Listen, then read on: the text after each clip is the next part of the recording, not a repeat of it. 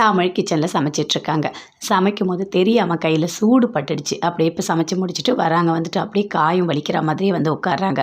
அப்போ சேது பார்க்குறாரு. என்னாச்சு தமிழ், என்னாச்சு காட்டு அப்படின்னு சொல்லிட்டு கேட்குறாரு. இல்லைங்க, சமைக்கும்போது தெரியாமல் சூடு பட்டுடுச்சு அப்படின்னு சொல்லிட்டு தமிழ் சொல்கிறாங்க.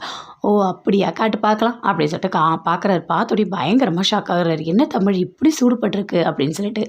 அப்பத்தா அப்படின்னு சொல்லிட்டு பயங்கரமாக கத்துறாரு. ஐயோ எதுக்குங்க இப்படி கத்துறீங்க அப்படின்னு சொல்லிட்டு தமிழ் கேட்குறாங்க. எனக்கு வர கோவத்துக்கு என்ன பண்ணுறதுனே தெரியல, பாரு இப்படி காயம் பட்டிருக்கு அப்படின்னு சொல்லிட்டு.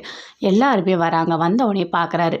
பார்த்தோன்னே அவங்க அப்பாவும் வந்திருக்காரு. சேது சொல்கிறாரு, இங்கே பாருங்கப்பா பாருங்க, தமிழோட கையை பாருங்க எப்படி சூடு பட்டிருக்குன்னு. இதுக்கப்புறமும் தமிழ் சமைக்கணுமா அப்படின்னு சொல்லிட்டு சேது கேட்குறாரு. அப்படியே பார்க்குறாரு சேதுவோட அப்பா எல்லாருமே. உடனே அப்பத்தாக்கு பயங்கரமாக கோவம் வருது. என்ன சேது, என்ன என்ன பார்க்குற, மோகனா உன் கையை காட்டு அப்படின்னு சொல்லிட்டு காட்டுறாங்க. பாத்தியா இது குழம்பு பட்டது, பாத்தியா அந்த தழும்பு இன்னும் கூட போகலை, பூரணி நீ காட்டு கையை அப்படின்னு சொல்லிட்டு காட்ட சொல்கிறாங்க. அவங்களுக்கும் அப்படியே சூடுபட்டிருக்கு. பாத்தியா இவங்களுக்கெல்லாம் ஏன் தெரியுமா சூடுபட்டிருக்கு, இவங்கெல்லாம் டெய்லி சமைக்கிறவங்க, இவங்கெல்லாம் வாய்க்கு ருசியாக சமைக்க கற்றுக்கணும், நல்லா சமைக்கணுன்றதுக்காக சூடு பட்டா கூட பண்ணுறாங்க, அதுதான் நல்லது, புரியுதா? உன் பொண்டாட்டிக்கு சூடு பட்டுடுச்சின்னோடனே சமைக்க வேணான்ற, அப்போ இவங்கெல்லாம் யார் அப்படின்னு சொல்லிட்டு அப்போ தான் கேட்குறாங்க. அதெல்லாம் ஒன்றும் இல்லை, நீ நல்லா சமைக்க கற்றுக்கணும், புரியுதா அப்படின்னு சொல்கிறாங்க. சரி வாங்க போகலாம் அப்படின்னு சொல்லிட்டு எல்லாருமே போகிறாங்க.